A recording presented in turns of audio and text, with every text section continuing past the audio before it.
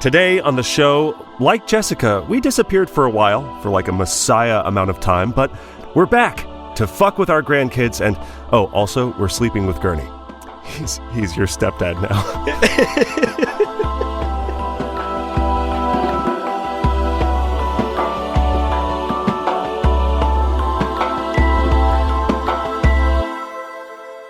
Welcome to Gom Jabbar, your guide to the iconic world of Dune. We'll be exploring the themes, philosophies, and characters found in the sandy depths of this vast universe, from Frank Herbert's groundbreaking novels to the adaptations on film and TV. My name's Abu. My name's Leo. And Leo. Yeah. We gotta finish what we started. We have to kill him. No, we have to talk about Jessica, right?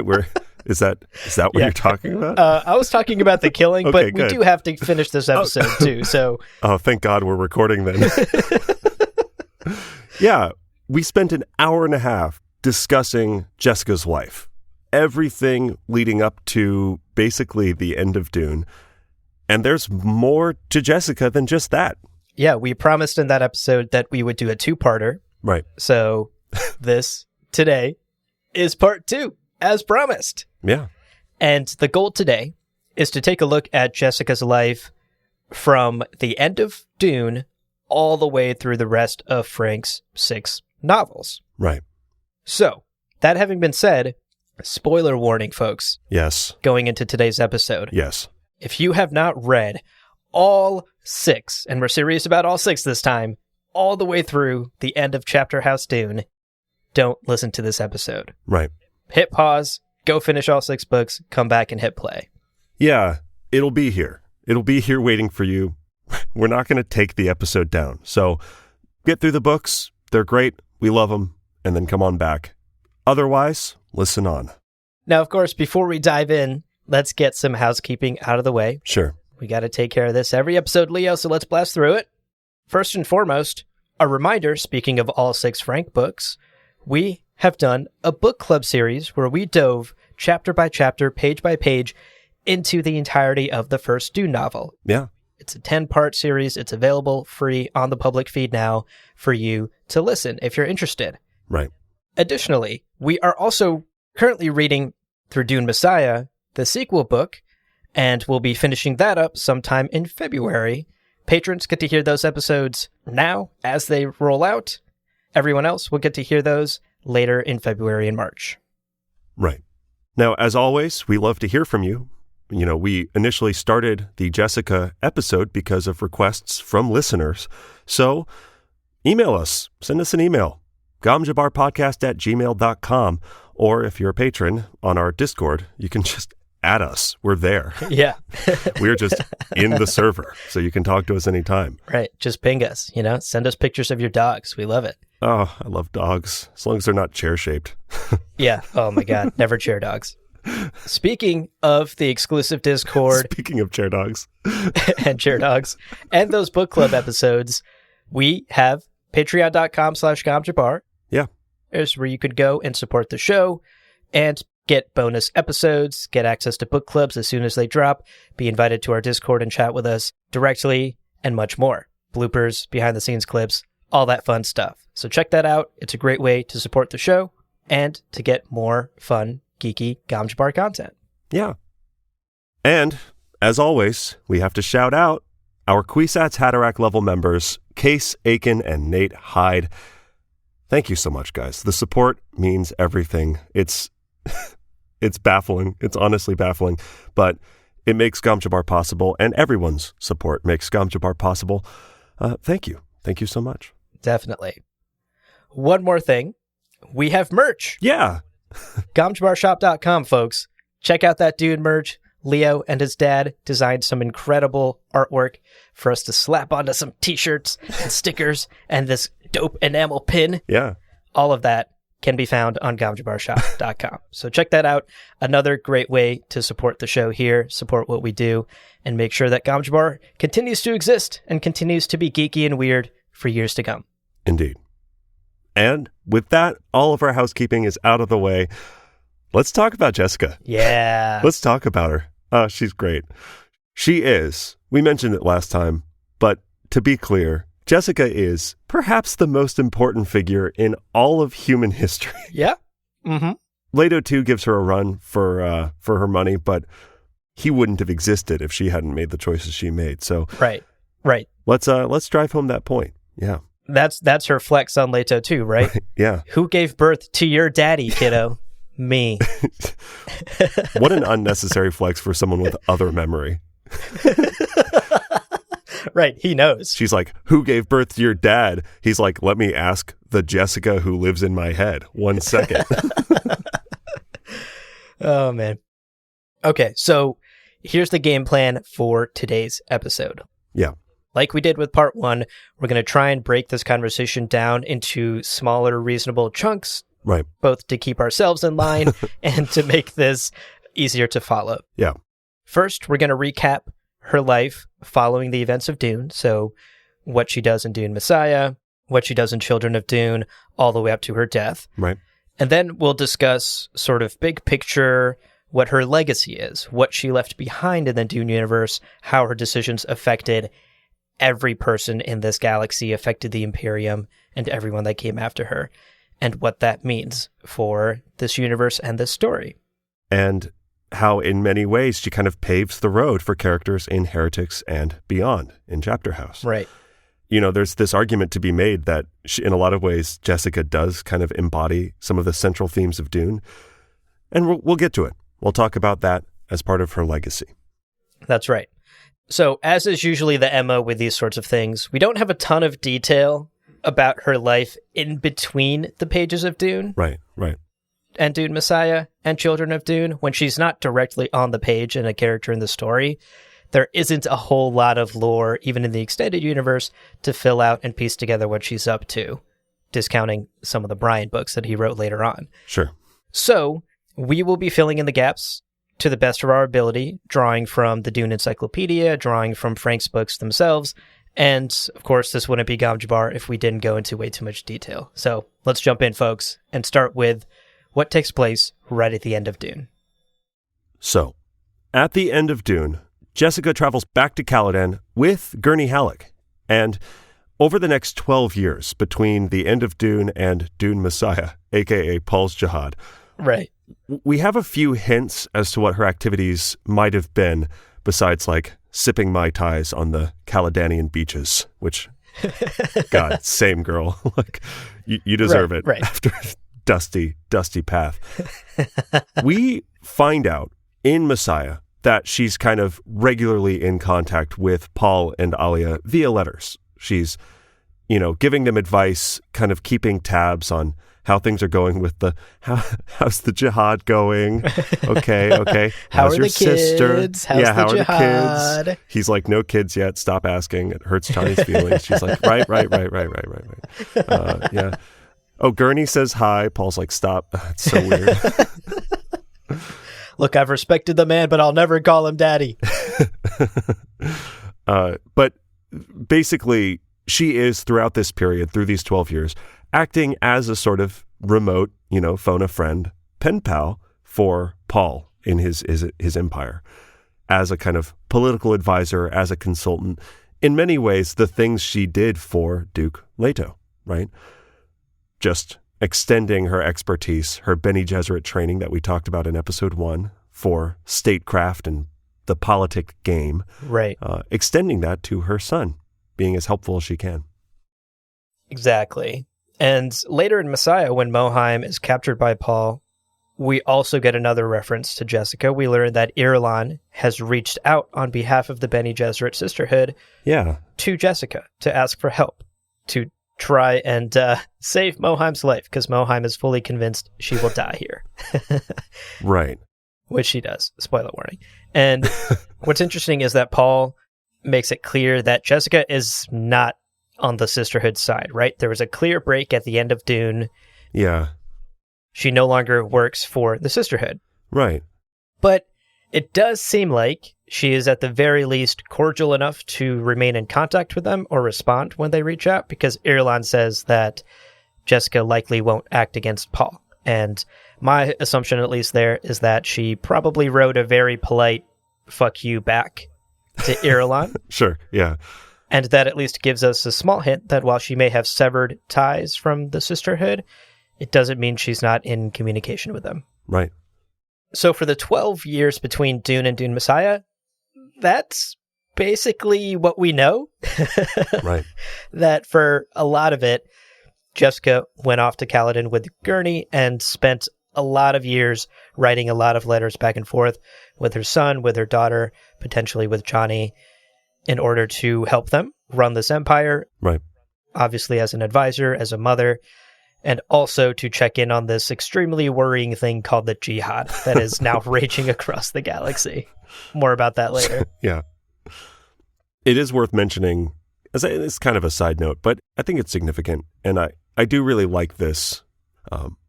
Jessica, during these 12 years, may also have been, we kind of joked about it in the intro, sleeping with Gurney or finding kind of physical comfort with Gurney Halleck. Yeah. And to be very clear, we here at Gom Jabbar would do the same in a heartbeat. Oh, yeah. God, Gurney Halleck fucks. He's so... Oh, my God. Yeah. He's hot. He's an ugly lump of a man. Look at him. But have you heard him on Balasset? Right. Have you tried licking an Inkvine scar, folks? It's a turn on. Don't knock it until you try it. You know, I haven't tried that. Wow. Surprised that I haven't tried that in so many years. Yeah. Yeah. I mean, it's a very niche fetish. Sure. But once you're in that community, you're in, folks. There's no getting out. There's a newsletter. It's great. There's a whole community. That kink is much. All right. To be clear, from everything that Jessica's thinking, especially at the first scene that she's in Messiah, her grief around Leto's death is solid, is real, and stays with her entire life. Like, he is the love of her life, to be clear. Mm-hmm. And we are not saying, in this section, we are not saying or joking that Jessica replaces Leto in her heart and in her bed with Gurney Halleck. No. Right? Yeah. I think it's clear that Gurney Halleck also has deep-set remorse and sadness around his friend and his Duke, who dies in this terrible attack on Arcane. And I think that they, as old friends, as just mature individuals, were probably able to, on Caladan together, find comfort in one another. Yeah. And I think that's beautiful. And I think that's mature. I think it's lovely. Absolutely. I agree 100%. I think that's the correct read on it. And to reinforce this idea that Jessica and Gurney had some sort of thing going on, we do have some quotes directly from the books that reinforce this hotly debated topic. Yeah. It's still left up to interpretation, the nature of that relationship, but we at least know that something was going on. Right. The first quote we have is from Children of Dune about Jessica's relationship with Gurney. Sure. Quote, Jessica loved him and prized him above all other living men. Ends quote. God, that word living is really carrying a lot of weight. Living is carrying a lot of weight. In her power rankings of men, Leto is still at the top, just like you said. Followed closely by Clairby, followed then by Holtzman, and then in fourth place is Gurney. Yeah. Right. So among the living, at least, Gurney's pretty up there. Yeah. We joke, but this basically confirms that there was something there. I mean, of course, you can love someone platonically. Sure. And it could be just a friendship, shared experiences on Arrakis together. There's a lot of ways you could read into that quote, but it's clear that there was some sort of relationship there. Yeah, like prizing him could be as a tactician, right? Because Gurney Halleck is so multifaceted. Yeah. He's a great cog to have in your machine, and he's so loyal. But certainly the phrasing, I think, makes it clear there's more. Yeah. We also find out moments later that he's moving with this kind of self-assured, very relaxed manner. And Jessica observes, oh yeah, the training I gave him in Prana Bendu muscle control worked. Right. Which is a wild thing to acknowledge. Yeah. That she just casually taught her good old friend Gurney any kind of Prana Bendu control is insane. Right. Also, is my guy not dangerous enough already? Are you kidding me? Right. This is insane. already a troubadour warrior? Come on. Yeah. She's really leveling him up too much, you know? He's so overpowered. Now, the second quote we have that reinforces this idea that there's a relationship between Jessica and Gurney is from Leto 2 himself. Sure. In a conversation between Leto and Jessica, he says in a moment of anger, actually, quote, "You ran back to Kaladin to nurse your wounds in Gurney's arms," end quote. Yeah. And we have no reason to believe that he is just accusing her of something that's not true. And this, I think, even more than the first quote, reinforces the idea that there was something more than just a friendly work relationship between the two of them. Right. You don't nurse your wounds in your coworker's arms, or at least you shouldn't. What the fuck are you doing? Yeah, that's definitely defecating where you masticate. Could have said that better. That's mixing business and pleasure a little bit too much. Yeah. And the last thing we want to say about this Gurney-Jessica relationship is the encyclopedia. Sure. Has a bit of info on it as well. The encyclopedia, interestingly enough, casts a bit more doubt on whether it was romantic. Right. Here's the full quote. Leto 2 mentions no such intimacy between the two in his version of the Atreides family history, and that he, other than any but the lady or Halleck, could best confirm its existence. Until more concrete evidence to the contrary can be uncovered, caution decrees that rumor should be ignored and their comradeship be considered exactly that. End quote. Yeah. And a reminder that the encyclopedia is a fictional historical document within the Dune universe, written many thousands of years after the events of the stories. So they are, in this situation, digging up Leto 2's journals, his histories, and trying to connect the dots. Though famously, Leto 2, he is famous for leaving journals curated very carefully. Heavily curated. That's a very polite way of saying he fucking bullshitted in a lot of his journals. He bullshitted for thousands of years. Right. And then the honest journals are like, page 5. Oh, they were fucking. Man, they had so much sex. It was great. Yeah. It was wonderful. Exactly. So there you go. That's probably way too much of a conversation on Gurney and Jessica's relationship that ultimately doesn't amount to much more than two people finding comfort in themselves after a horrible couple of years in tragedy on Arrakis. But there it is. Wow.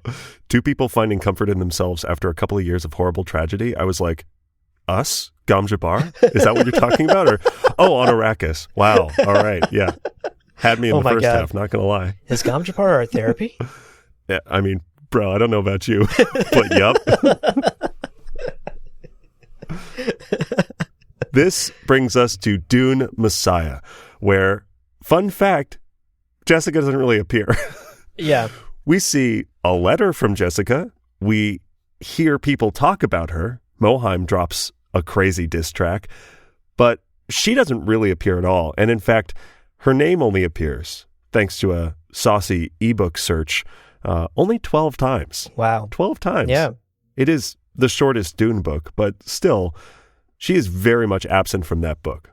Although, that is not to say that she isn't present in other ways, right? Right. Her presence is certainly felt in this galaxy. Right. There's no way it couldn't be. And even in Dune Messiah, where she doesn't make an appearance, her presence is still there, hovering in the background. And we actually have this incredible passage that is a letter that Jessica wrote during the Jihad. We don't know exactly what year of the Jihad, when in those 12 years she wrote this, but it gives us some insight into how she sees Paul's rule and Paul's empire. Quote, "Despite the special reverence held for Kaladin as the place of Paul's birth, the Lady Jessica had emphasized her refusal to make her planet a stop on the Hajj. No doubt my son is an epochal figure of history," she'd written, "but I cannot see this as an excuse for submitting to a rabble invasion." End quote. Holy shit. That's such mom energy. You and your friends, stay in the yard. Don't come inside. You're going to track mud everywhere. Just have your little jihad, but just don't. The beach is nice, all right? Don't fuck it up. Right. What, my seventh Don't Mai Tai? bring it here on my seventh Mai Tai. Somebody get me an eighth. Gurney. Where's Gurney? Yeah. It is incredible. It's an incredible flex that Paul's homeworld, the prophet's homeworld, you can easily imagine how that would become a place of religious significance for worshippers in this new galaxy. Yeah. For people that see Paul as a god, of course you want to visit his home planet, and Jessica clearly puts the kibosh on that. This is my planet. Yeah. Don't fuck up my beaches. Somebody get me a daiquiri, you know? Oh, she's mixing it up. Wow. I just think it's incredible to see that she is seeing through all of this, right? Like she is like, jihad, what is this bullshit? Like my son is using religion to rule. She is responsible for a lot of that, as we've talked about in the course of the first book and the Missionary Protectiva and all of those manipulations that lead to Paul's rule. She has a hand in all of that. Doesn't mean she's going to play her part in it anymore. She's retired. Right. She is so tapped out. Yeah, she's like, I've done all of that. I taught you all of that. Yeah, I need a minute. Exactly. In the letter, actually, she continues, we have a bit more in this quote. It's so good. Where we get even more insight into her thoughts on Paul's religious government and how his rule is going. Yeah. Quote, you produce a deadly paradox. Government cannot be religious and self-assertive at the same time. Religious experience needs a spontaneity which laws inevitably suppress. Government, on the other hand, is a cultural organism particularly attractive to doubts, questions, and contentions. I see the day coming when ceremony must take the place of faith and symbolism replaces morality. End quote. Wow. God, it's just the best part of Messiah encapsulated in a single little paragraph. Yeah. As you said, cutting to the fucking heart of all of this pomp and circumstance. She's like, I see your fancy building, your high-rise construction. I'm looking at the scaffolding, and I'm telling you that in 25 years, that shit's coming down. Yeah. Plan on it. And it's so good. Just calling out the fact that Paul's rule cannot last forever. This religious government will inevitably crumble in on itself. Right. As so many tyrannical rules do. Because, as you're saying, the building analogy is so apt, the foundation of most tyranny is corrupt. Yeah. And cannot hold up the structures that are built upon it. And that is basically what Jessica is getting at here. The way he has used religion, the way he has used faith and morality to rise to power will ultimately succumb to the cycles that they always do. Yeah. It's kind of a harsh review of your government from your mom, you know? Yeah. It's like she listens to your podcast and then gives you a 1-star rating. Right, Mom? Right, Mom? Right, Mom? No. I think my mom gave us 5. All of this is to say, she is actively engaged philosophically, but as a mentor, as an advisor in her children's lives. Yeah, it's just so good. I'm like still thinking about the different pieces of that little paragraph, and it's just so good. Oh. So good. It's so good. Yeah. And thus we move into Children of Dune. Yeah. Where Jessica is pulled out of retirement for one last job. One last job. They dragged me back in. They dragged her back in. Yeah. So in stark contrast to Dune Messiah, in Children of Dune, Jessica plays a huge role. She's all over the fucking place. Yeah. And is once again a central character in this story. Yeah. She's back, baby, out of retirement. Right. The very first chapter in Children of Dune, where she returns to Arrakis, we get this sense that she is just reeling from this sense of deja vu. Yeah. She is back on this planet that she hasn't been on for decades. And of course, it harkens back to some of the most traumatizing years of her life. There's a great quote from this chapter. How long ago had that been? More than 20 years. She did not like to think of those intervening heartbeats. Time lay within her like a dead weight, and it was as though her years away from this planet had never been. Once more into the dragon's mouth, she thought. End quote. Oh, it's so good. Chills. Also, I love that little tip of the hat, the intervening heartbeats measuring time. One of those first moments we get a sense of Jessica's power when she awakens from Dr. Yui's sleeping medicine is counting back her heartbeats to measure that time of her unconsciousness. Wow, deep cut. So Interesting. I mean, again, I see this as a clear tip of the hat. Frank to Frank's writing, saying, for a Bene Gesserit, time is something that they're constantly aware of. So even more so, this feeling of, it's like I never left, even though it's been over 20 years, that sense that we all know from our own lives of, I can't believe it's already 2022. Imagine if you were aware of every heartbeat of the year. Yeah. How much more of a sensation that would be. Yeah. Oof. It's a powerful passage. Yeah. I also just love the way that she sort of braces herself once more into the dragon's mouth. Yeah. Yeah. It's that not this shit again meme, that GTA meme. Right. Here we go again meme, whatever it is. Somebody, some Here Gen we Z go tell again. us. Yeah, there we go. Oh shit. Here we go again. That's what she's doing here. She's back. Just picturing her with the fucking GTA music, walking. It's so funny to me. Anyway. Shit. Here we go again. Wow. She walks with the Prana-Bendu confidence. She just stole that car with Prana-Bendu confidence. Now, a lot of the characters at the start of this book are wondering what we're all wondering. Why is she back? Yeah. What is she doing here? Why would she come back to Arrakis, a planet that she clearly hates, right, and never would have wanted to come back to? What could have possibly forced her hand? Right. What brought her back? And ultimately, the answer to that question is a whole lot of things. The main ones being Alia's abomination, which is a bit of a problem. She'd heard rumors that Alia wasn't aging, and she's like, fucking excuse me? Right. Oh, shit. Say again? Say again? Yeah. Her grandchildren, now 9 years old, both potentially abomination as well, so you gotta be aware of that. And of course, I mentioned earlier, at this point she is back basically in touch with the Bene Gesserit and back basically on board to kind of regain control of this Kwisatz Haderach bloodline breeding program.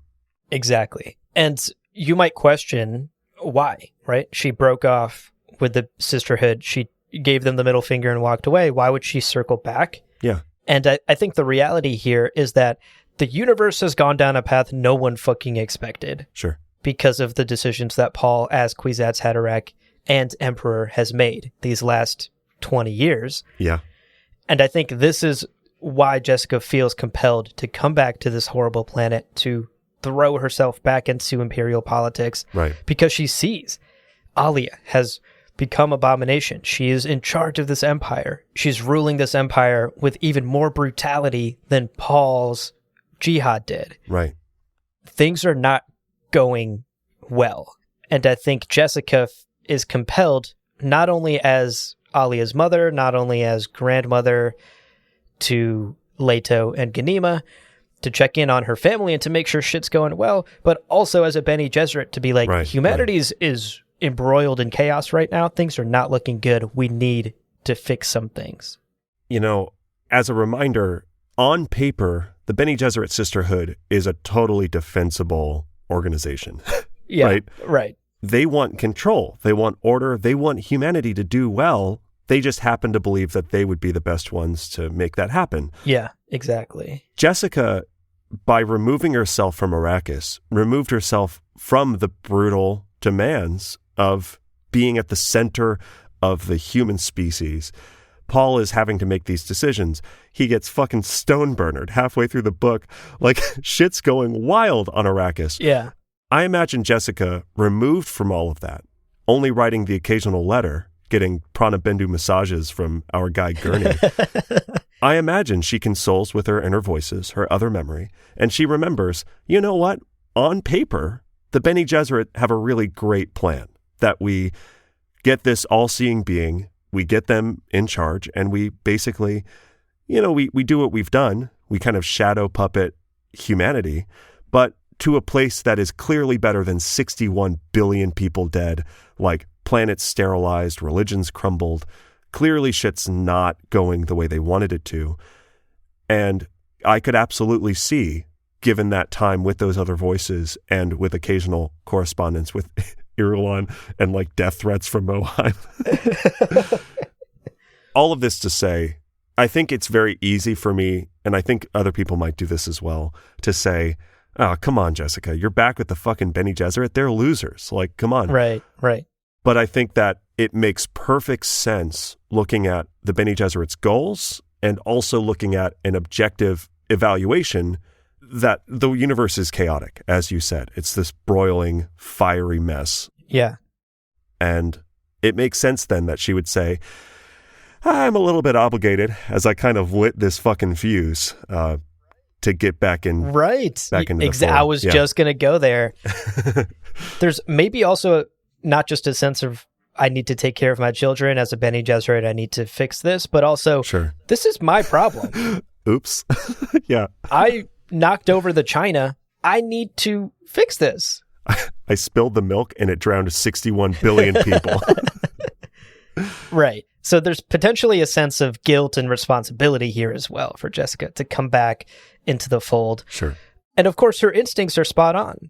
The preacher, Paul himself, is out here railing against the thing he created, railing against this empire, railing against Alia. Right. And when Lady Jessica comes back, she immediately recognizes that, oh yeah, the rumors are true. Alia has succumbed to abomination. And as we, the reader, know, the Baron is basically running this fucking empire, and his entire goal is to ruin the Atreides name and run this empire into the ground. Jessica's father, lest we forget. So it makes sense for Jessica to come back and to start partnering with the Bene Gesserit again. Right. There is chaos in this empire. It needs to be controlled. Obviously, her grandchildren play a role in this as well. Right. Later in Children of Dune, she basically has a conversation with each of them and tests them for abomination, comes to the conclusion that they are not possessed, like Alia is. Both of them are kind of aware of that danger and much more cautious about it. Right. But of course, the risk always exists. They are Kwisatz Haderach children. They are preborn children. The risk of abomination is extremely high for them. So she is kind of here to try and be this like mentor for them to make sure this doesn't happen. The same thing that happened to Alia doesn't happen here. We also see, beyond the fact that her like interview with Leto 2 is just one of the most iconic chapters in all of Dune. It's so good. It's oh my so God. fucking good. And he's like, no, I'm not an abomination. Put the fucking Gom Jabbar away, you like suspicious old lady. It's so good. But it is a sign, as much as I joke about it, we see in that conversation, this is her grandchild, who in so many ways is her legacy. And she has a Gom Jabbar needle under her cloak ready to fucking kill him herself if she senses that he is abomination. Yeah. It is this urgent to-do list item. Check to see if the kids are good. Right. Are the kids all right? Are they all right? So this is quickly becoming a Children of Dune oh my gosh. podcast. We are swerving off course. So It's so good. love that book. There's so much to say. Let's blast through a couple of the other key moments in Children of Dune. Yes. And wrap up this first half of our discussion. Sure. Later in the book, after surviving an assassination attempt from Alia, Jesus, there's so much to say here. Tense chapter. Yeah. Jessica escapes Arrakis with the help of Duncan, ends up on Seleucus Secundus, and begins training Farad'n, who is a Carino. This is so wild. Yeah. I want to say so much more. Anyway, she begins training Farad'n in the Bene Gesserit ways. And ultimately, that plotline ends up in a place where House Carino strikes a deal with the Bene Gesserit, in which they've agreed that they will help Farad'n marry Ghanima and support his claim to the throne, thus retaking the throne away from Alia. Right. In short, this whole plotline with Farad'n and Carino and Jessica and the Bene Gesserit is basically an attempt to overthrow Alia and return the throne to not only the Carino Empire, but to maintain control over the Kwisatz Haderach genes through Ghanima, right? To combine those Carino and Atreides genes into future children who will rule this empire and future potential Kwisatz Haderachs. Right. It all falls in line with the original plan that Bene Gesserit had before Paul came and fucked it all up. Well, actually, before Jessica came and kind of fucked True, it all before up. Jessica herself came. Again, there's I all through Children of Dune, I have this sense that Jessica is trying to apologize for everything she's done. Right. Yeah. And, they've got this nice, tidy, sweet plan. Yeah. Everything's going to wrap up perfectly. Uh-huh. Sure of it. Uh-huh. And then the end of Children of Dune Worm is just God! this like, worm God! Woo! Your grandson's a worm now. Bam! Get fucked. It's the most insane series of losses. Big L's here for Jessica. It's insane. Yeah. It's wild. And tragic, to be fair. And tragic. Yeah. Surprise. Your son's alive. Paul? Yeah, he's still around. Uh-huh. Oh, wait, he was killed. You watched it happen. That's pretty tough. Yeah. Your daughter, how's she doing? Oh, she throws herself from the balcony of the palace after being possessed by your fucking dad. Oh my God. It's insane.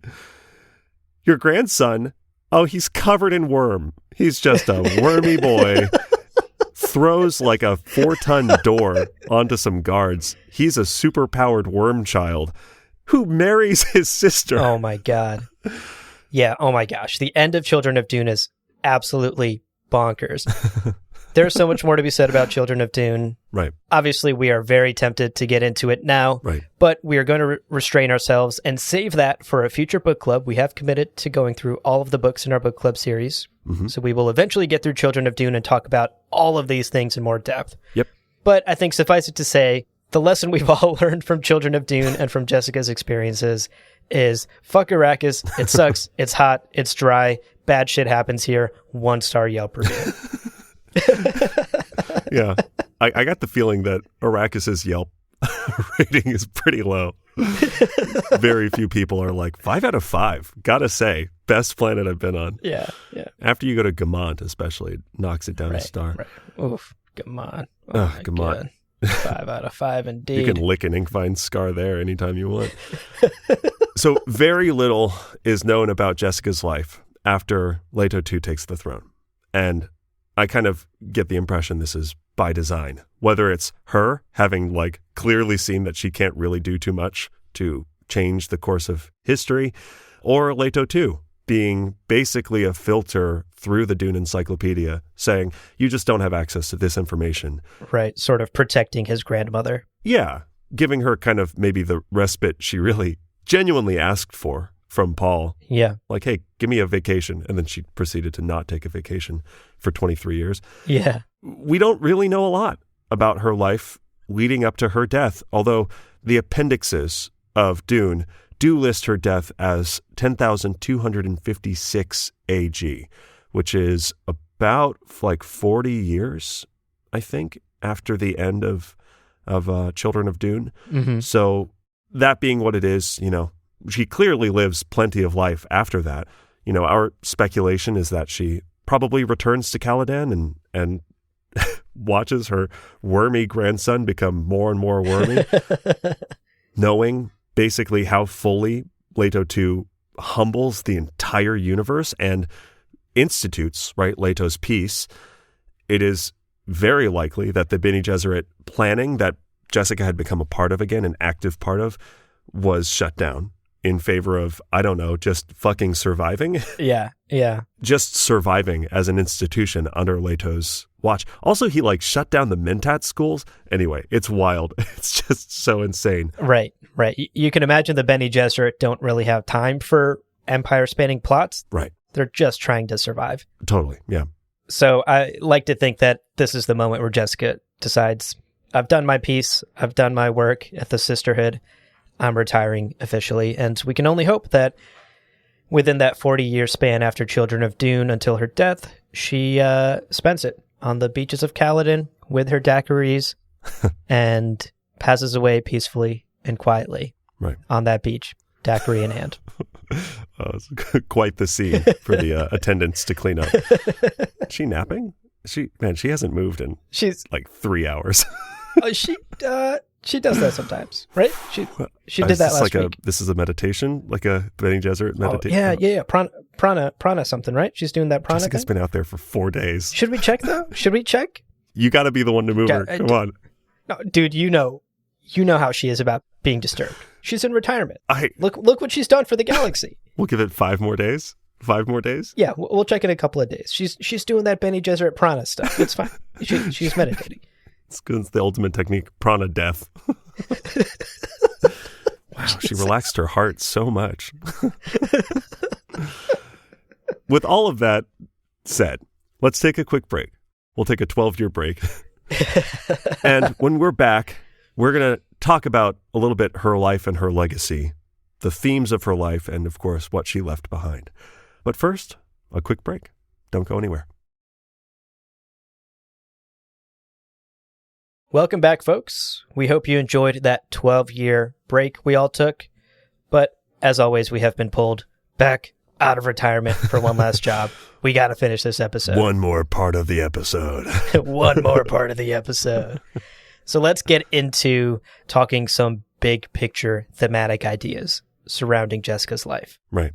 The encyclopedia calls Jessica the, quote, Imperium's truest hero as well as its greatest woman, end quote. Hell yeah. I mean, that's amazing. Yeah. But I think it's clear from part one and now here from our part two discussion of Lady Jessica's life, taking a comprehensive look at what she did throughout her life. Yeah. It's clear that this is true. Yes. She is perhaps the most influential woman in the history of the Dune universe, in this galaxy, in this empire. It goes without saying that her decisions had massive impact on all of human history. Yeah. And so we wanted to take a couple of minutes here to talk about her legacy and the broader themes of her life and what it all may represent, sort of tie everything together. Well, and the first thing we should probably talk about is the sort of shorthand phrase that evolved out of reflecting on her life.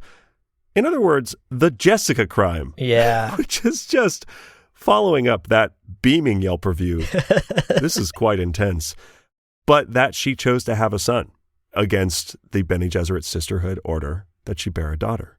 Right, right. This was a choice that she made, perhaps one of her most significant choices to turn against the Bene Gesserit. Right. We talked about in part one at length how Jessica herself was just one part of this larger breeding program puzzle, right? She's just one piece that is ultimately part of the steps they need to get to this Kwisatz Haderach. Right, yeah. She is the 99-yard line, and they are nearing it. Right. But they just need her and a couple of more pieces to get to that end zone. God. Sports, baby. Just imagine the coach is like, oh, this is a guaranteed touchdown. Look at that. We are right there. It's been hundreds of years. Took a long time, but we're right there. Is that a giant worm? Oh, no. The quarterback died. This is going badly. Yeah. And the encyclopedia does actually give us some rare insight into what Jessica may have thought about this role that she was given, right? This was her destiny, and that doesn't mean she fully bought into it. Quote, in fact, as she sometimes complained, she was raised to be a mere broodmare, an instrument of Bene Gesserit eugenics rather than a person, end quote. Oh, man. Wow. In a universe full of political machinations and of seeing people as elements, seeing people as genetics. Yeah. It is refreshing to have a character be like, wait, no, fuck that. Right. That sucks. Especially for the Bene Gesserit who are testing for humans, and they've got all the Bene Gesserit handbook, the Bene Gesserit Kool-Aid, that they're filtering for humans, but then treating humans as cogs. Yeah. Real fucking hypocritical. And it's fun to see Jessica call them out in this way. Right. Right. This sense of independence that she clearly has from an early age. It's easy to imagine how this resentment of her role in this larger plan could have played a part in her decision to have a son, to not do what she was ordered to do and give Leto a daughter. Obviously, the other part of it, as you mentioned, is her falling in love. She is a person. She is a human. She fell in love with Oscar Isaac, as we all did, with that beard. And thus gave him the son and the heir that he desired because of her love for him. And I like to imagine also as a little bit of a fuck you to the Bene Gesserit. Right. And being forced into this role as, hey, you're the running back we have at the 99-yard line. We need you to take this to the end zone. And she's like, what if I don't, though? What if I fumble right here? What happens? Wait a second. What about fuck American football? She throws the ball into the bleachers. It's like, oh God. Yeah. And what's interesting is when you blow out the timeline and look at Jessica's legacy long after her death into Heretics, into Chapter House. Yeah. This act of falling in love and turning your back on your Bene Gesserit responsibilities, as you mentioned, Leo, gets like a shorthand and is thus known in Bene Gesserit history as the Jessica crime, which is brutal. Future Bene Gesserits in their history books learn about a thing known as the Jessica crime. Bene Gesserits walk around the halls of the Wallach Nine School being like, hey, don't Jessica crime. Hey, don't. You better not Jessica crime. I saw you looking at that cute boy. You better not Jessica crime. It's not a noun, it's a verb. Exactly. You know, I was Jessica criming the other day, and God, it was great. Personally, I love to Jessica crime. Yo, it's the best. Joking aside, in Heretics and Chapter House, we are seeing, in an almost excruciatingly slow way, the Bene Gesserit struggling to kind of find their place, to redefine their MO, you know, their seat at the kind of galactic table. What does the Bene Gesserit look like post-God Emperor, post-scattering? And can they survive, especially when the Honored Matres come back as a sort of form of, you know, interstellar Amtal role, right? Yeah. Applied as just an ultimate barrier that's going to say, hey, you're either going to fucking get murdered by us or you're not. And we'll find the true nature of the Bene Gesserit through this. But we see characters, so many of them, struggling with this idea of love. You know, Odrade, one of the best fucking characters in the whole book. Oh my God, I can't wait to talk about her. I cannot wait. She's wonderful. But, you know, these conversations that she has with like Belanda and the idea of love and the idea of that human quality, not as this sort of caricature of disobedience that clearly Jessica's name has now become a part of. Yeah. But instead as a genuine, you know, she just loves her apple trees. She just loves walking through the apples. Yeah. And they're like, I think she's fucking Jessica criming with those apples. It's like, no, she's just enjoying life. Fuck off. Let her have a Mai Tai. Yeah. Yeah, so many of the characters in these two books, in Heretics and Chapter House, are sort of questioning what has always been, questioning the status quo, and obviously the existential threat of getting murked by the Honored Matres is forcing them to do this, but... Fucking head kicked off, yeah. Right. Like, they really have no choice but to question, like, should we evolve to survive, or what's going on here, guys? Y'all want to be stagnant or not? Exactly. Y'all want to stag or what? And what's interesting is both of these books explore this idea of characters who are defying convention, who are pushing the boundaries of what is accepted and what is truth and what we know and what we don't, and embracing chaos and uncertainty, thinking in these new ways. Right. Yeah. And who does that remind you of? Who does that harken back to? Harkening back to Jessica Harkonnen. Jessica's, yeah, Jessica. Yeah. Yeah. I'm glad I got that right. Yeah, you did. To maybe give a clear example of what we're talking about. Yeah. In Chapter House, there's a character named Reverend Mother Dortugela. Right. And she was actually sent to this cold, aquatic, like backwater world called Buzzle as punishment for a Jessica crime. She did what Jessica did. Right. Fell in love with a partner, turned her back on her responsibilities. And what's interesting is Odrade then pulls her into her plans against the Honored Matres. She becomes critical to Odrade's plans, her larger plans for the future of the Bene Gesserit and the Honored Matres.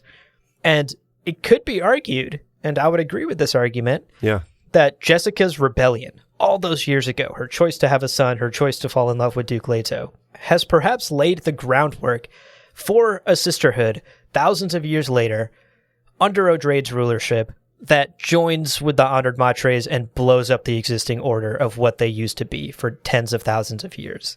Right. How wild is that to think? It's really incredible. And, you know, to take a step back just for a brief second and to kind of wrap up this point, when I finished Heretics, I struggled to start Chapter House because it was so different from the books that I was used to. And so much of Heretics and Chapter House is these Reverend Mothers in rooms going, should we? No, we shouldn't. No, we shouldn't. Should we? and then like very little happens. Right. Occasionally get action scenes and stuff, but it was almost excruciating at times to get through some of those chapters that very first time I was reading, to be clear. Yeah. Shortly after finishing Chapter House, I saw on Reddit this comment, and I literally searched it because I had sent it to you, Abu, and I found it, and I love it so much because I think this really encapsulates the brilliance of Chapter House and Heretics, again, following this legacy of Jessica. And this is from user Clintonia007 on Reddit. Wrote, basically that Heretics and Chapter House are, quote, the quintessential struggle between harnessing our wildness and being something more, end quote. And in so many ways, Jessica took that very first and most impactful step off of this like carefully curated, constructed plan that the Bene Gesserit had for, humanity's future. She took that first step as a sort of defiant, chaotic move, but embracing love and humanity in a way that the ripples are still on every single page, 4,000 years later. Yeah. During Chapter House. Yeah. It's incredible. It's so good. It's so good. I have like goosebumps talking about it. Yeah. Yeah. All right, let's switch gears a little bit. Sure. And talk a bit more about this Dune encyclopedia entry, because the encyclopedia does dedicate an entire entry to Jessica. Naturally. Yeah. And it focuses on these 4 feminine archetypes that it claims that Jessica embodies through her life. And we want to talk about it.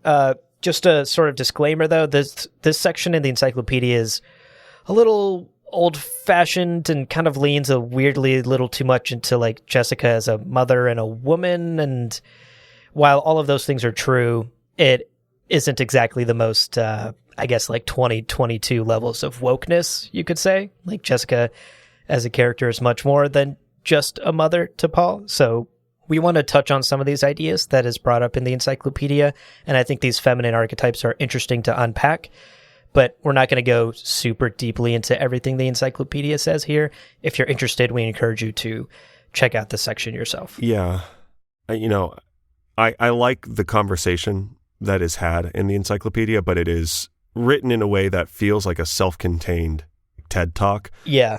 And it's very like weirdly preachy, but kind of misses the mark in some ways. Yeah. Yeah. Yeah.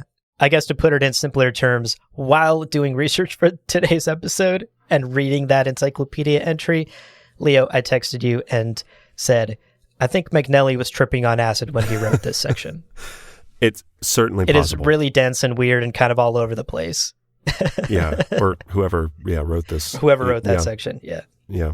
But, it does bring up some really good points. So let's talk about them. Obviously, if we're talking about the Jessica crime, Jessica's a mother, famously. Yes.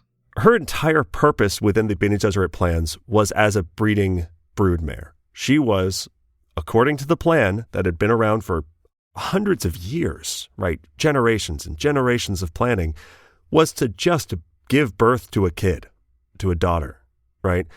And not even necessarily, I get the impression, not even be a part of that kid's life as a mother.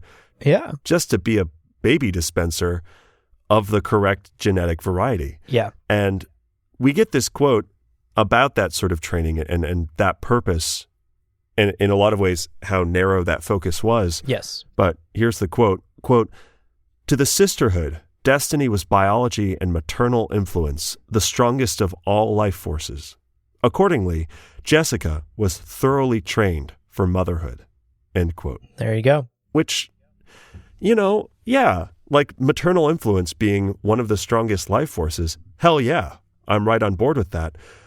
But the issue here is that very likely Jessica would have given birth to a daughter who would have been then taken from her to a Bene Gesserit school, trained in all these different ways in order to then hook her up with Fade Routha, right? Mm-hmm. And in so many ways, like I'm kind of sensing with a lot of the Bene Gesserit's posturing, while it's a good idea on paper, in practice, they are in many ways stripping from people that opportunity to be an effective mother figure and to harness that power, which in a lot of ways comes out of love and not out of some weird, calculated thing that is taught in school, right? Yeah, exactly. And as we've talked about, Jessica then commits the quote-unquote Jessica crime, and she has a son. She raises and trains him in the Bene Gesserit ways. She defies Bene Gesserit rules and thusly gives birth to the first Kwisatz Haderach.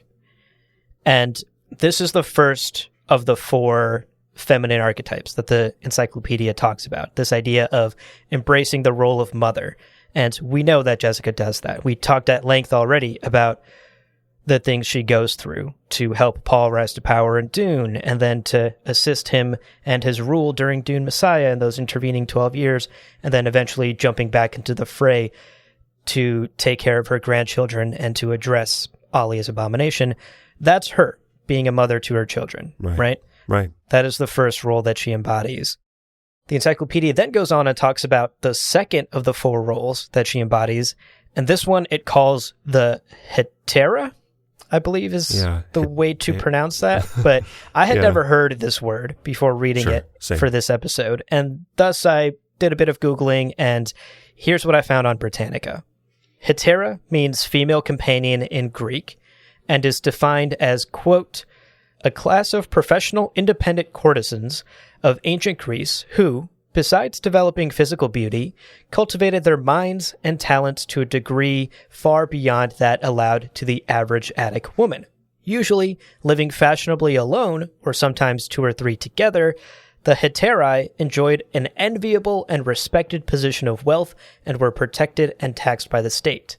End quote. Fascinating. Man. That reminds me a lot of the Bene Gesserit sisterhood. Uh-huh. Yeah, no kidding. You know, this group of women who are cultivating their minds, their bodies, and are well respected in society. Right, yeah. That makes sense to me. And of course, in regards to Jessica, this idea of her embodying this role of the hetera not only fits under the framework of her being a Bene Gesserit and being trained as a Bene Gesserit, but then also obviously describes her time with the Duke, the 16 years that they spend together and have this loving relationship with each other. Right. She is his partner and advisor through those 16 years together. Right. And we all know that she never actually officially becomes his wife and is only ever the royal concubine and the mother of his heir. So I think even on that level, this hetera role fits in that regard as well. Right. This idea of a quote-unquote professional independent courtesan of ancient Greece, she is not a wife or a duchess officially on paper. She is still a royal concubine. History will remember us as wives, as she tells Chani at the end of the first book. Right. So this second role, I think, is fitting for her as well, considering the Bene Gesserit part of her life and the part of her life where she is partner and advisor to Duke Leto. But also interesting to have something like this as a prescribed box in which someone would be then put, right? Through all of these, it's an amazing analysis of the nuance with which the Bene Gesserit maybe handles some of these archetypal roles, but it's also a testament to how restrictive the sisterhood became with its sisters, if that makes sense. Yeah. No, that makes sense. This kind of leads us to our third archetype, which is the Amazon. And, of course, if you are a modern fan of the Godot, of the Gal Gadot, the Wonder Woman, Amazons were, quote, a legendary race of female warriors believed by the ancient Greeks to exist in Scythia, or elsewhere on the edge of the known world, end quote. And, of course, this kind of role model of strength, larger than life, almost mythological strength, is most obvious when kind of Paul and Jessica make their way into the desert and she fucking destroys Stilgar in one-on-one combat. Yeah. Clearly, yes. Her weirding combat, her Pranabendu mastery, clearly she is incredibly capable of being independent in that way. And honestly, here, just full support. I'm like, hell yeah. I don't even have a quippy devil's advocate on this. This is, I think, just through and through pretty dope. Yeah, I think this archetype that the encyclopedia brings up fits well, and Jessica does embody these ideals. Yeah. The fourth one is a bit weirder, and this is where perhaps this entry in the encyclopedia gets real acid trippy. The acid really kicked in. It kicked in. Yeah, this part. This is where it definitely started kicking in. The final role that the encyclopedia claims that Jessica embodies is this role of medium. Right.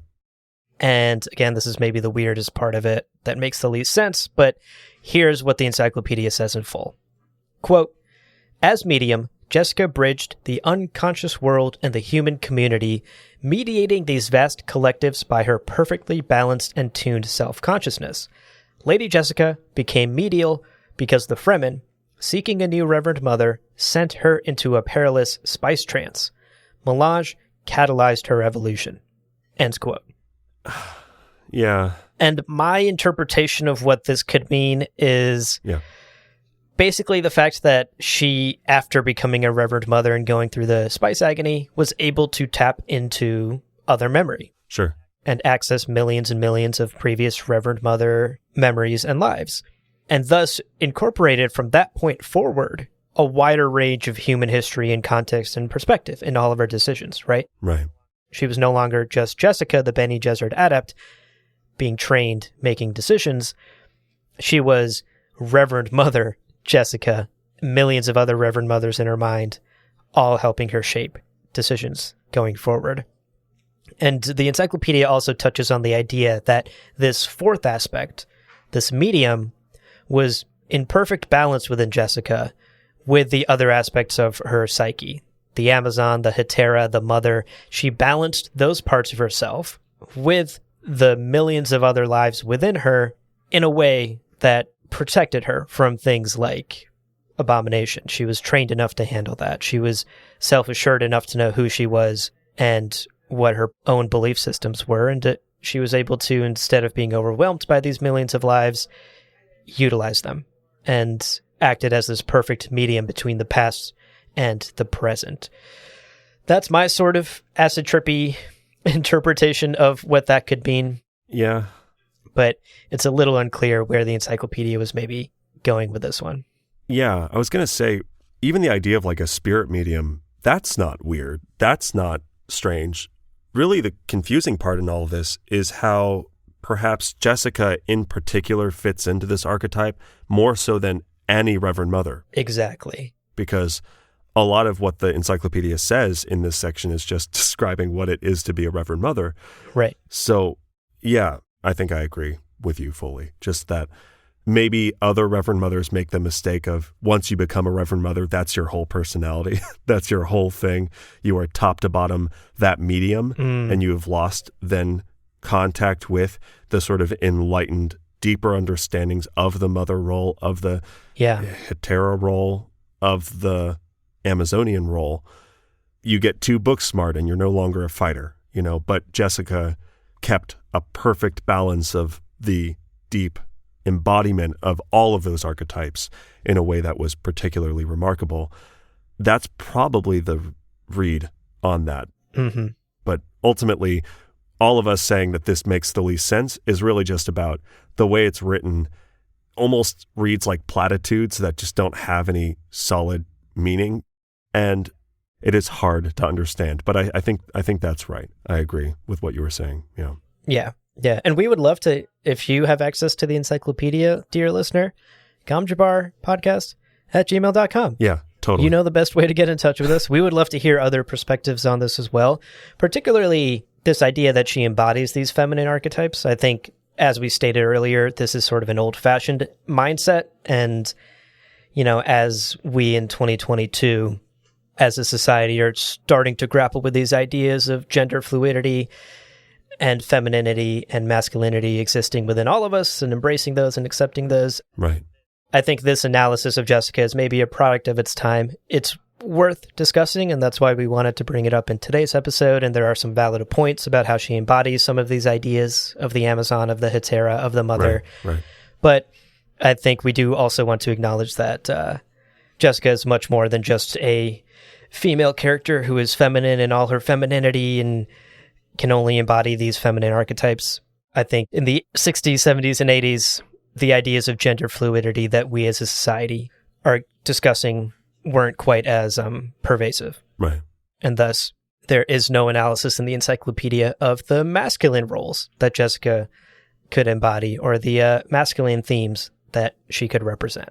Yeah. Or even just making the mistake of defining her purely by her relationship to the male characters who were the focus of Frank Herbert's narrative. Exactly.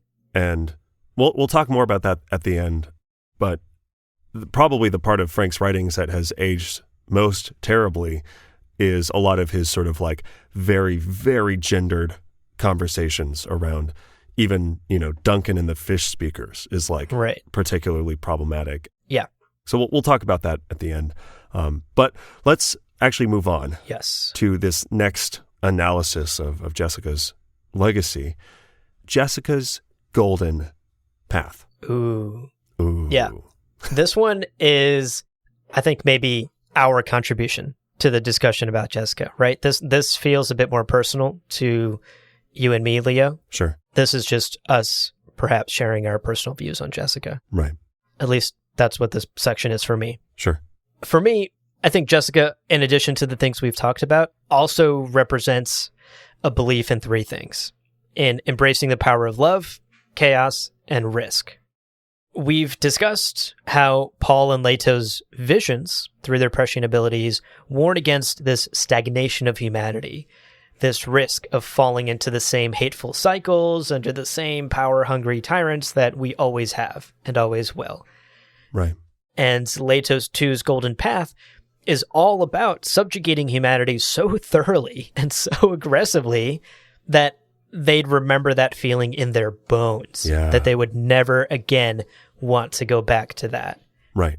And thus, his golden path sort of kicks off the scattering, this wild mixing of human genes, and this desire for freedom from tyrannical rule. Kind of blows up the status quo, which is such a central idea to the Dune saga. Right. And to circle back to Jessica, what I love is Jessica is the hipster who was like doing this way before it was cool. You know, she is perhaps the character that embodies this path, this golden path, long before it exists. Decades before Leto 2 is like, Worm God, here we go. Let's do it. 3,000 years. Right. She, at the very start of this story, even before the first pages of Dune, pushes against Bene Gesserit conventions. Right. She's defying the Bene Gesserit in many cases, choosing to have a son, committing the quote-unquote Jessica crime, and embracing whatever chaos that might unleash, right? Right. Yes. That's a decision to which the outcome is not meticulously planned like the Bene Gesserit are known to operate. She follows her own path and breaks tradition and expectation. Yeah, it can be a little hard to see it this way because the Bene Gesserit sisterhood is trying to do something that has never been done before. So in a conversation about galactic stagnation, it doesn't really seem like they're risking that, falling into that pitfall. But when you think about it in the context of this is a plan that they set like hundreds of years ago and just haven't reassessed right at any point, Jessica is one of those first people to say, you know what, looking at the plan, looking at my part of it, maybe this isn't the way. And also, maybe fuck y'all. Yeah. Maybe my son will be the Kwisatz Haderach. I get those vibes for sure. Yeah. And it is that sort of, they set humanity or they set their plan to cruise control, which is in its own way a kind of stagnation. They've decided how they're going to try to change humanity and they're not reassessing. Right. And Jessica made the choice for them. We need to change this up. And not necessarily to define her legacy based on her children, primarily her male line, Paul and then Leto too. But that is the golden path, and that's humanity's survival. And it all comes down to literally Jessica taking the car out of cruise control. Yeah. Because that was going to lead humanity to probably extinction. Yeah. No, I love that analogy of the car in cruise control. And it takes someone like Jessica to come along and be like, skirt, pull the brake. Yeah. We need to reassess. We need to rethink. Yeah. So that's one part of the golden path, right? This idea of stagnation, of Right. changing the ways we have done things, because maybe we need to question the status quo. The other part of the golden path, of course, is this very anti-power, anti-tyranny message. Leto 2 is the worst tyrant in human history as an example of don't do this. Yeah. Don't allow tyrants like me to rule. And to Jessica's credit, she's also out here like pulling some anti-tyrant shit long before Leto 2 is. Because in Children of Dune, she is attempting to overthrow Alia, who has succumbed to abomination, but also is tarnishing the Atreides name Right. by her brutal, like, religious grip on the Imperium. She is, by definition, a tyrant. Yeah. And so Jessica's act of perhaps wanting to overthrow Alia, while there may be many different motivations for it, does come back to this core idea that the Atreides should not be tied to this horrible idea. Tyrants are not a good thing, and so we need to stop this from happening. Yeah. I don't know. This might be us reading too much into it. Oh, sure. But I just love this idea that long before anyone even utters the word golden path, Jessica is seemingly already living it. Embracing love, embracing chaos, embracing uncertainty, and blowing up the status quo. Changing things up that have not been changed up for centuries. And ultimately, these are the ideas that not only Frank is championing in his stories, Right. but Leto 2 is trying to teach in universe to humanity in order to ensure their survival. And to me, in some ways, that's beautiful. Yeah, totally. It might be reading too much into it, but it's beautiful, and Jessica's awesome, and just let us have this one, listener, okay? Back the fuck up. Yeah, back up. Why are you listening so aggressively? Come on. Let us have this. Turn the volume down, bro. Get out of our face. Let us have this. Jessica's awesome, and she is on the golden path way before it was cool. You know, as you were talking, I was thinking about very early on, she kind of completes a thought that we get from Pardo Kynes, saying, you know, with religion and government in the same cart, you're unstoppable, right? And she completes it, and I think it's a Bene Gesserit axiom, but it's still it comes from Jessica. She's the one that gives it to us. And this idea that, yes, the cart builds momentum, but then you don't see the precipice until you're over it, right? Yeah. And it's incredible that wisdom comes from the Bene Gesserit, because clearly the Bene Gesserit were succumbing to that. They had their Missionaria Protectiva. They had their momentum as an organization. And people like Gaius Helen Moheim are going, oh, no, we're good. We're good. Look how fast we're moving. We're almost there. This is great. And Jessica sees the precipice.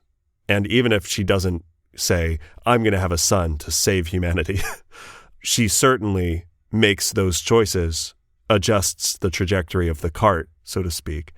And through that, you're right, topples tyrants kind of permanently. Yeah. It's great.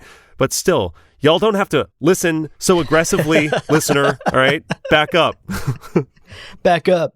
And go to your keyboards, type gomjabarpodcast@gmail.com and share your thoughts with us too. But back up first. Yeah. Let us know what you think. Yeah. Kind of to wrap up, there is, as always, more to say about Jessica.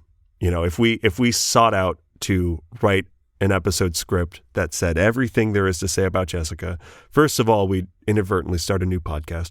Second of all, it would be hours and hours and hours and hours, and we still wouldn't get everything. Yeah. Because all of this is ignoring Brian's writings. It's also ignoring just single word hints here and there. So I want to turn this to you, listener. If there's something that we missed, whether it's something that you kind of believe and we haven't voiced your take on the show, or it's a detail that we missed or got wrong, let us know. I like this best when this is a conversation more than just me and Abu. So let us know. Yeah. Definitely. So for now, we're going to leave the conversation about Jessica there. But this is Gom Jabbar, baby. We wouldn't leave you without one more thing. Call us Steve Jobs. Let's wrap up today's episode with a pair of questions. Sure. One serious, one silly. Sure. First up, Leo. Yeah. There's been a lot of discussion. This is the serious question, by the way, to be clear. Yeah. There's been a lot of discussion around Jessica ever since the film has come out about her character needing to be updated Right. to modern standards. Now that we have done this epic research and deep dive across 2 episodes into Jessica's character in the novels, in the extended lore, what are your thoughts on that? I'm curious what you think. Do you agree? Do you disagree? Does Jessica's character need to be updated in any way to fit modern sensibilities? Or should she be left as is? Yeah. In future adaptations? Yeah, it's a good question. You can't write a character who is as deep and nuanced as a real person. So any character in a book is going to be some form of simplification and caricaturization, right? If the caricature, or if the understanding of like what it is to be a woman or is rooted in a time and a place, that is really oftentimes what leads to this sort of problem of what does it mean to be a man in the 1960s? We read that in 2022 and it's like, oh man, that is toxic and unhealthy. Woo, So just my opinion, I think it's well documented that Frank Herbert wrote Jessica not even necessarily as a sort of caricature within his story, right? Just this female-shaped cog who would serve female purposes. But in a lot of ways, he wrote Jessica as Beverly Herbert, as his late wife, who, by all accounts, was his better half, was like the most incredible person in the world. Yeah. And considering that Jessica is this sort of love letter to Beverly and this embodiment of this woman that he deeply loved and respected, and in many ways, she would advise him in his writing. And again, there's so much about Beverly's role in Frank's life. It's clear to me that Jessica was not a sort of two-dimensional caricature of, a 1960s fictional woman. And while her legacy and significance is, of course, tied to Paul, her decision to have Paul was one that she made. It was not someone telling her. In fact, she was being told by the Bene Gesserit sisterhood, don't do that, and she did anyway. And so that all of this comes from a place of her agency, and her decision is profound, and I think worth remembering as we reflect on her character as a whole in 2022. Mm-hmm. But that sprawling mess of words is my thought. What about you, Abu? Well, let me hit you with this sprawling mess of words. Buckle up. I agree. For the most part. Sure. I agree. I think, especially after having discussed Jessica, I'm starting to recognize how truly fleshed out a character Frank wrote. And considering she is one of the leading ladies of this story, right? Yeah.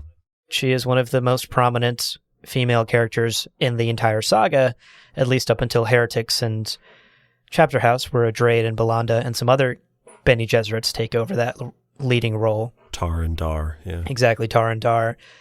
At least in the first 3 novels where Jessica plays a role, she is the most prominent female character. Right. And I think after having talked about her now for hours and having done research and dug into online theories and the encyclopedia and going back to the books and pulling quotes, I'm starting to appreciate her character even more. Right. After these episodes today, even more than I already did. I already loved her character in the stories.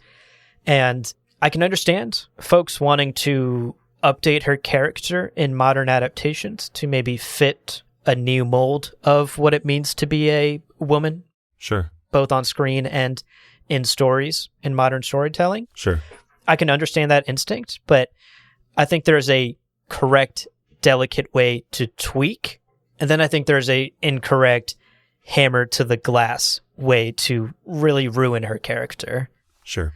And perhaps that's my sort of Ultra Dune fandom speaking, where I'm like, no, this thing I love is so precious, don't mess with it. Right. But I think Denny, presumably, he will be the one to carry the story through Dune Part 2 and Dune Messiah, as he wants that trilogy. Right. I think if we're talking movie adaptations or even TV show adaptations, HBO's Sisterhood TV show, I think Jessica's role can be expanded upon. Right. But I don't think her role needs to be changed significantly. Yeah. I think small tweaks, where necessary, to, like we've talked about, maybe make her role less reliant on only the male characters in her life, right? I would love to see expanded scenes of her in conversations with her sisters. Right. Maybe where she pushes back on the sisters, right? Right. She is perhaps commanded, like, you must have the daughter, you must do this, you're going against her training, blah, blah, blah. And she pushes back on those ideas, as we talked about. She embodies this golden path idea of breaking the status quo. Right. I would love to see that. That's not her relationship with only the men in her life. That's her relationship with the sisterhood, which is a deeply important part of her upbringing and her life. Those are the sorts of tweaks and expanded parts of Jessica's life that I would love to see in future adaptations. What I wouldn't like to see is a complete restructuring and destroying of her character in these stories. Right, right. Because I don't think it's necessary. I think in, frankly, a shocking way, her character even holds up to 2022 levels of wokeness. I think so too, yeah. That doesn't mean there aren't valid criticisms. We've brought them up. Sure, right. There are some weird ideas of gender that Frank gets into. We've discussed on the podcast before. In the future, once we get to God Emperor, we'll talk about some of the weird ideals that Duncan has and the fish speakers, some of the weird things that Leto says. There are valid criticisms to be said 100%. with Frank's storytelling and how he treats female characters and even the idea of women in his universe. Yeah. But I think with Jessica, maybe because of Beverly's influence, like you've said, she is an incredible character that I think does not need to be overly tampered with. And if anything, we need to see more of her being more of herself as we know her in the books, if that makes sense. It totally does. And I agree. It's funny talking about Jessica living up to 22 wokeness. I agree. In fact, in a lot of ways, I almost see Jessica as a character and her role in the 1960s book and in the 70s as well, of recognizing maybe the implicit feminism of the Bene Gesserit sisterhood, but Jessica going, yeah, like I get we're in control, but you're treating me like a breeding vessel for children. Like, right. That's not having agency. Right. I'm a person. And in 2022, as we have these conversations around gender roles, like broadly, I struggle with elements of masculinity. A conversation around departing from these classic roles does not mean that we should then restrict people from personal choice and expression, right? Yeah. And I think Jessica embodies that freedom to choose for yourself. Yeah. And not letting old institutions, whatever they are, dictate for you your personal choices. And that's dope. Like, that's so good. Yeah. And that's Jessica. Yeah. Like, that's Jessica of House Atreides, of the Harkonnens. She's great. She's great. She's so good. TLDR. Okay. So one more question, and this is the silly question we want to end today's episode on. Sure. Leo, if Jessica were to teach you the voice, if she were to go against her Bene Gesserit rules and teach you Bene Gesserit techniques, one of which is the voice, with that power, with that immense power, what's the first command you would issue, and who would it be on?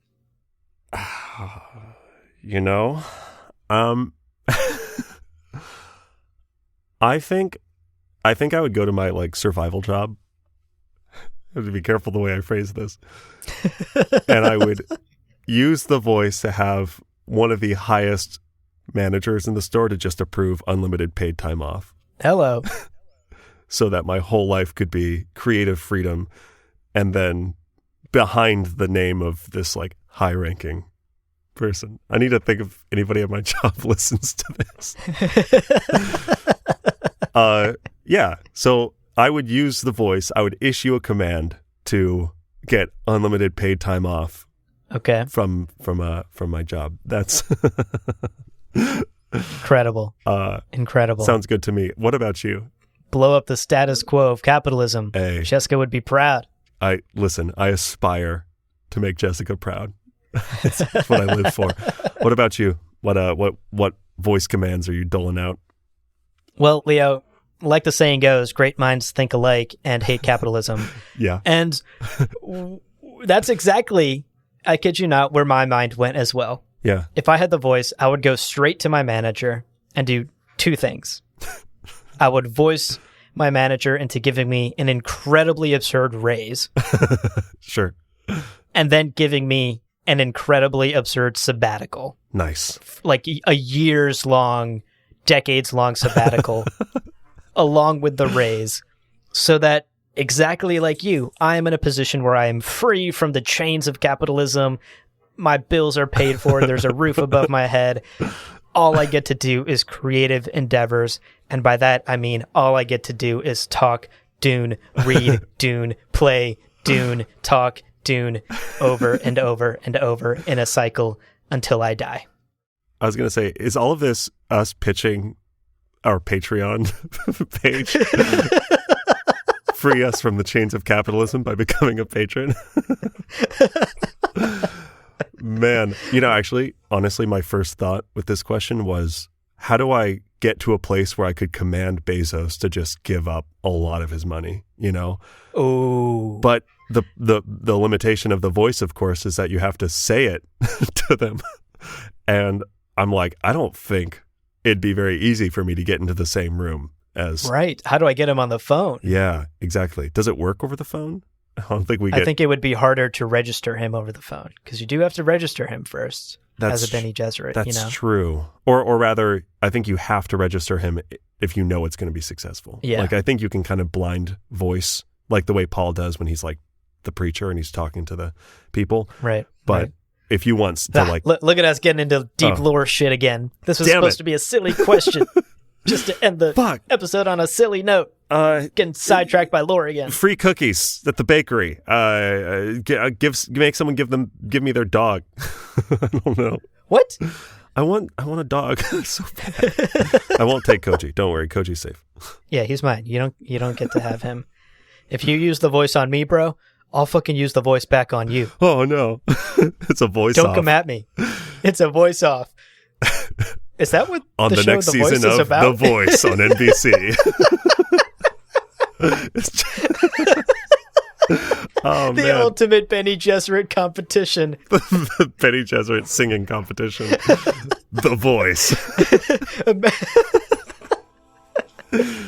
The judges are like, I didn't Holy like shit. that at all. And you're like, yes, you did. They're like, I think I did. That's how you win. Except Gwen Stefani, as we all know, she's immune to the voice. But... Oh, yeah, clearly. Oh, my God. Totally immune.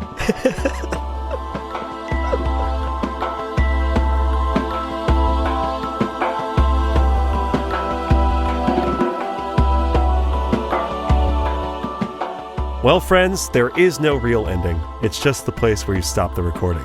But this podcast is always one step beyond logic, so help spread the word of Muad'Dib and leave us a review on Apple Podcasts. And be sure to check out the other shows on the Lore Party Podcast Network on loreparty.com. You can also follow us on Twitter and Instagram at @lore_party. Thank you so much for listening. And remember, he who controls the podcast controls the universe. We'll see you on the Golden Path.